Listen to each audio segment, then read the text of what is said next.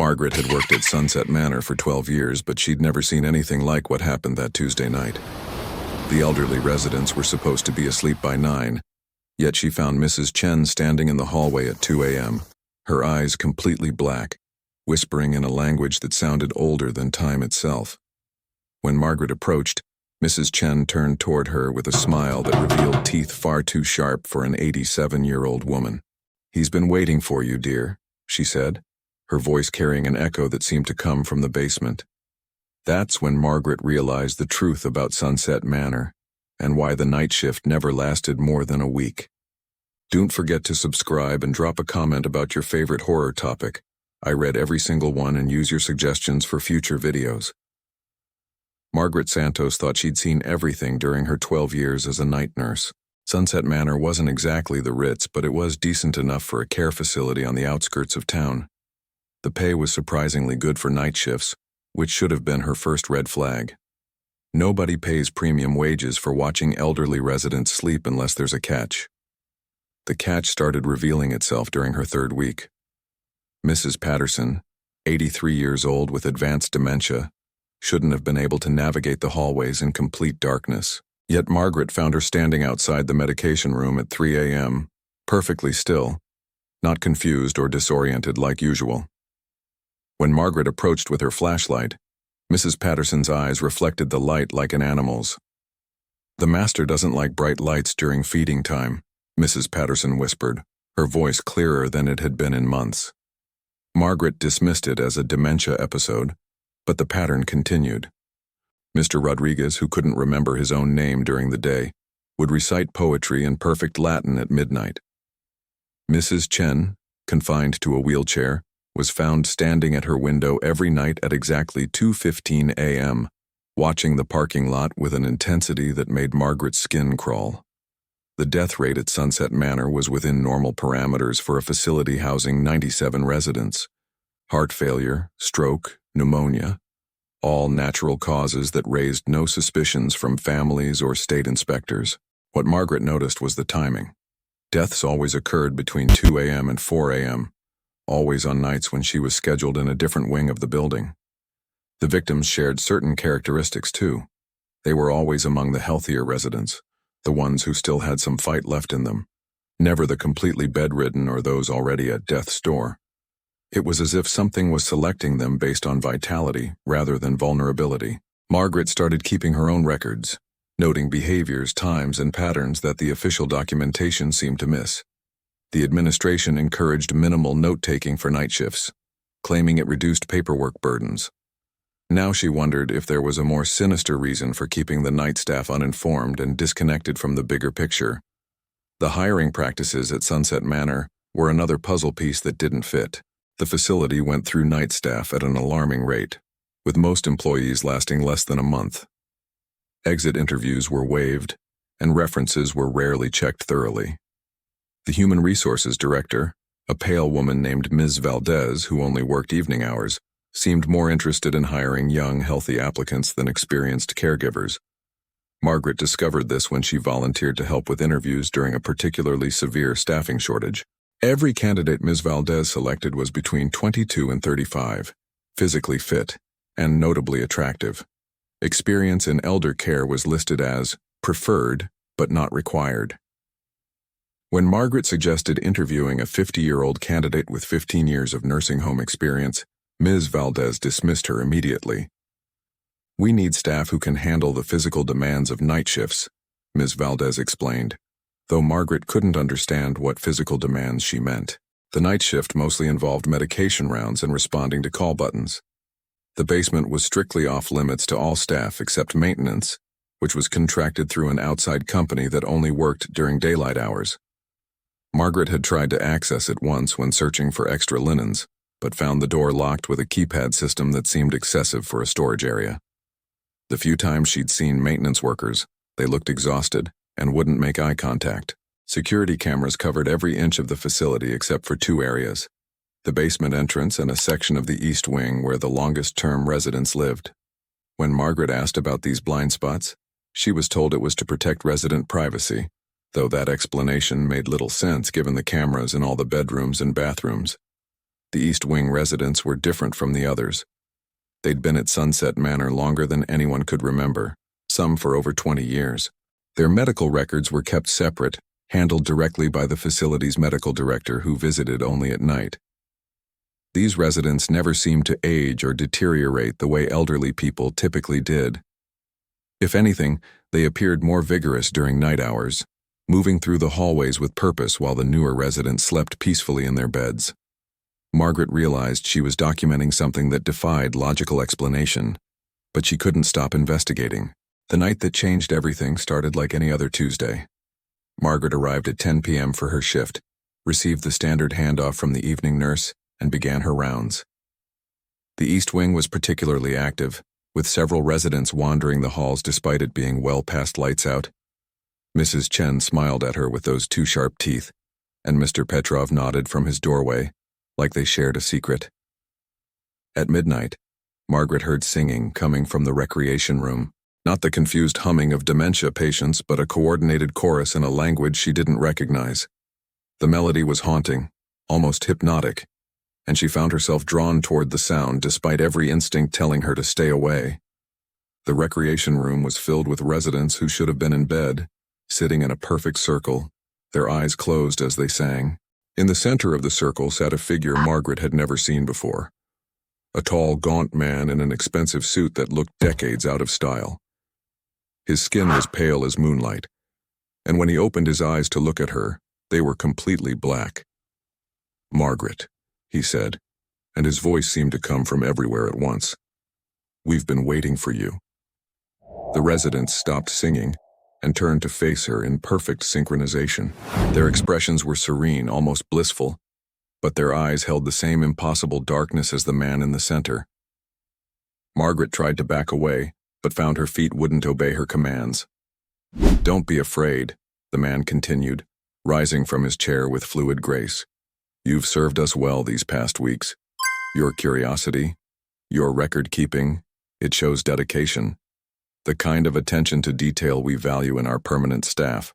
Margaret's vision began to blur around the edges, and she realized the singing had resumed, though now it seemed to be coming from inside her own head. The last thing she saw before losing consciousness was Mrs. Chen approaching with a syringe, her ancient face wearing an expression of maternal kindness that was somehow more terrifying than any monster's snarl. Margaret awakened in the basement she'd never been allowed to enter, bound to a chair in what appeared to be a Victorian-era sitting room. Antique furniture filled the space, illuminated by candles that cast dancing shadows on walls, lined with portraits of people from different time periods. The air smelled of old roses and something metallic that made her stomach turn. The pale man from the recreation room sat across from her, no longer bothering to hide his true nature. His fingernails had grown into sharp claws, and his smile revealed fangs that gleamed in the candlelight. When he spoke, his voice carried centuries of authority. "Allow me to properly introduce myself. I am Bartholomew Ashford, though I've had many names over the past 400 years. This facility has been my home for nearly 3 decades, long enough to perfect a system that serves my needs while remaining completely invisible to your modern world."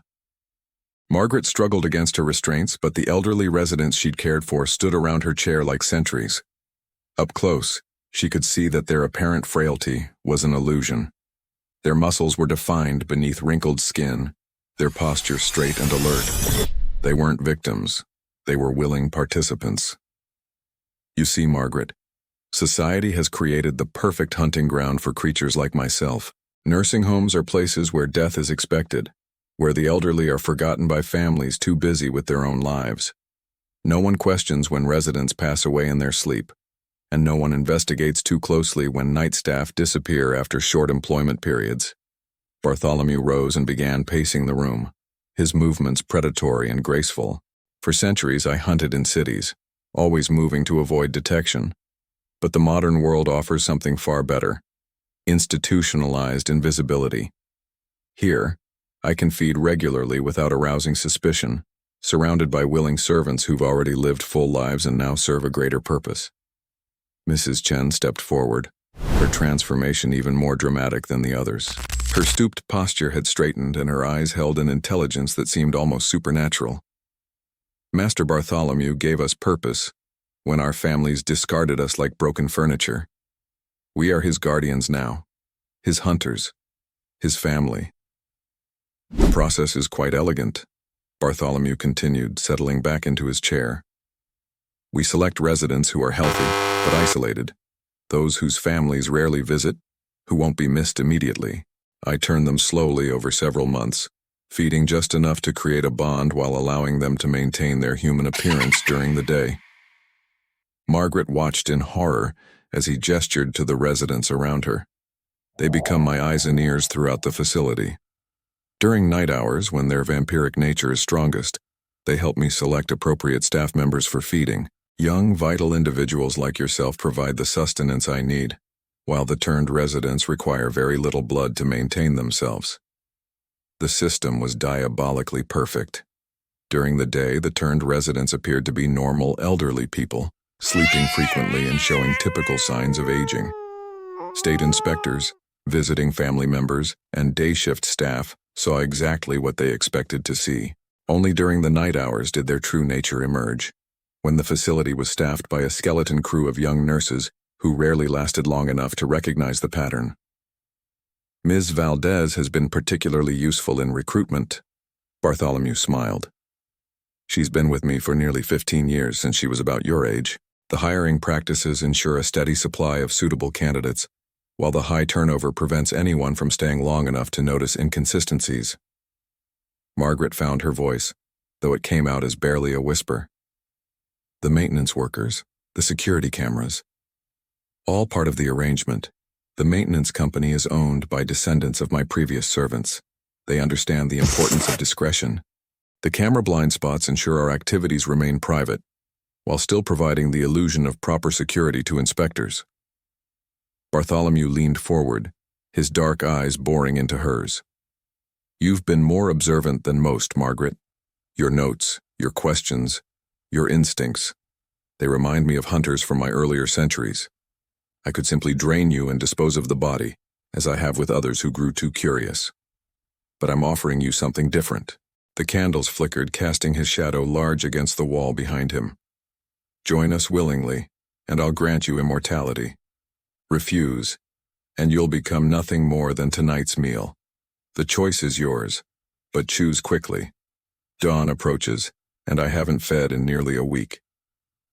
Margaret's mind raced through her options, none of them promising escape. The basement had no windows, and she was surrounded by creatures with superhuman strength and speed. Even if she could somehow break free from her restraints, she'd never make it past the circle of turned residents who watched her with predatory patience. How many staff members have you killed? She asked, stalling for time while searching for any possible advantage. Over the years? Perhaps 60 or 70. Not all were unwilling. Some chose to serve me in other capacities before their deaths. Ms. Valdez coordinates our operations, Dr. Henriksen handles the medical records to ensure deaths appear natural, and several night shift supervisors have helped select the most suitable candidates. The conspiracy was larger than Margaret had imagined. This wasn't just one vampire hiding in a nursing home. It was an entire network of turned servants and human collaborators who'd built a sustainable feeding operation that could continue indefinitely. Your predecessor lasted 3 months before she began asking too many questions, Mrs. Chen added helpfully. She chose poorly when Master Bartholomew made his offer. We buried her in the garden behind the east wing, along with the others who refused to serve. Margaret closed her eyes, trying to think of anyone who might miss her, anyone who would investigate if she disappeared. Her parents lived across the country. Her ex-boyfriend had moved to another state, and her few friends wouldn't think twice about her suddenly quitting a job she'd complained about regularly. The terrible realization hit her. She'd been selected not just for her youth and health, but for her isolation. Bartholomew chose victims who could vanish without creating ripples in the community, people whose absence would be explained away by the high turnover rate at Sunset Manor. I need time to consider, Margaret said finally. Bartholomew's laugh was like breaking glass. Time is something I have in abundance, but unfortunately, your mortal form does not. The sun will rise in 3 hours, and I must feed before then. Your time for consideration is now. The residents stepped closer, their eyes reflecting the candlelight like a pack of wolves closing in on wounded prey. Margaret's story ends where it began, with a choice that would define not just her fate, but potentially the fate of countless other young staff members who would follow in her footsteps. In that candlelit basement, surrounded by creatures who had once been vulnerable elderly residents, she faced the ultimate horror, becoming part of the very system she'd tried to expose. The genius of Bartholomew Ashford's operation lies in its exploitation of society's blind spots. We place our elderly in facilities where they become invisible, where death is expected and rarely questioned. We staff these places with young, often desperate workers who have few connections and fewer resources to investigate when things seem wrong. The high turnover that plagues the healthcare industry is not just a staffing problem. In places like Sunset Manor, it's a feature, not a bug. What makes this horror story particularly chilling is how plausible it feels. Every element of Bartholomew's system exists in the real world. Understaffed nursing homes, high employee turnover, isolated elderly residents, and a healthcare bureaucracy that prioritizes paperwork over people. The vampire simply found a way to weaponize these existing problems for his own survival. Whether Margaret chose immortality or death, whether she became another link in Bartholomew's chain of servants or another body in the garden behind the East Wing, the system would continue. Another young nurse would be hired, another curious mind would start noticing patterns, and another choice would be presented in that basement room lit by flickering candles. The true horror isn't just the monster hiding in plain sight. It's how easily such a monster could hide, how readily our society's failures could be exploited by something ancient and hungry. In our rush to warehouse the elderly, and our acceptance of healthcare worker exploitation, we create perfect conditions for predators who understand that the most effective hunting grounds are the places where society has already chosen not to look. What do you think happened to Margaret in that basement? Did she choose to become part of Bartholomew's eternal family, or did she become another victim buried in the garden? Drop your theories in the comments below. I love reading your takes on these stories, and they often inspire the next terrifying tale. If you enjoyed this deep dive into the horrors hiding in our healthcare system, make sure to subscribe for more stories that explore the monsters lurking in everyday places. And don't forget to comment with your favorite horror topics. Whether it's vampires, haunted hospitals, or something completely different, your suggestions help me create the content you want to see. Until next time, remember to look a little closer at the places we're taught not to question. Sometimes the most terrifying monsters are the ones hiding in the systems we trust most. Subscribe and comment your favorite topic. I read every single one and use your ideas for future videos.